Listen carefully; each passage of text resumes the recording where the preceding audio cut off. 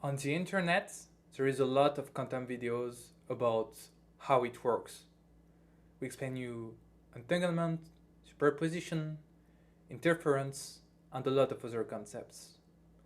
But we never really explain you what it can do. Basically, it's like you have an airplane, and we explain you Bernoulli's law, aerodynamics, but we never really explain you that an airplane can fly. Basically, what the quantum computer can do is that it can reverse cause and effects. We call this the kickback effect. Imagine you have a light bulb and 1000 switches. In the classical setting, the cause is the switch and the effect is on the light bulb. It can take you a lot of time to know which switch corresponds to the light bulb.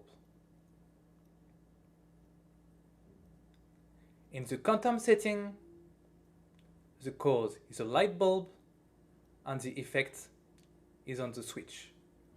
So you just need to flick one time the light bulb and you know to which switch it corresponds. It's a huge speed up.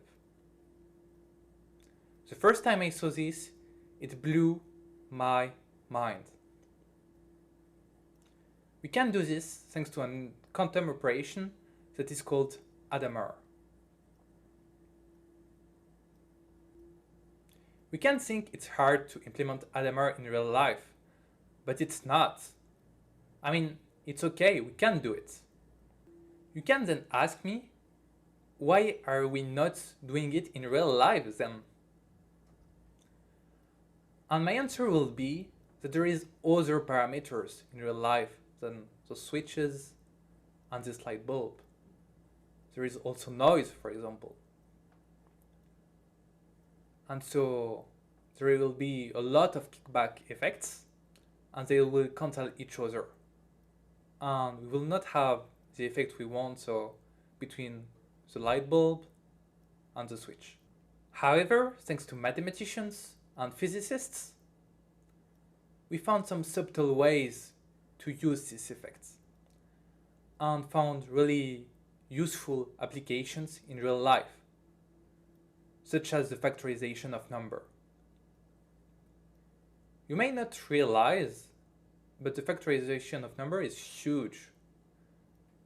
If you check your Gmail account or your WhatsApp account, they all use factorization of number for having some security about your life. To finish, I just want to point out that all applications of classical stuff cannot be really done with quantum every time.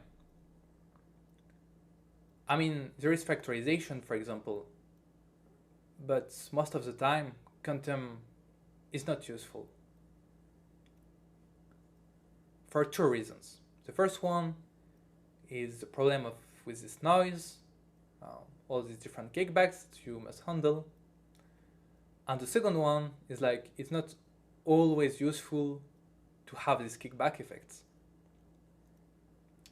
So yeah, quantum can be a really powerful tool. We can have really powerful quantum algorithms that could have a really cool impact with a huge speed up in comparison to classical algorithms, but it's not always the case. Thanks for listening. Bye.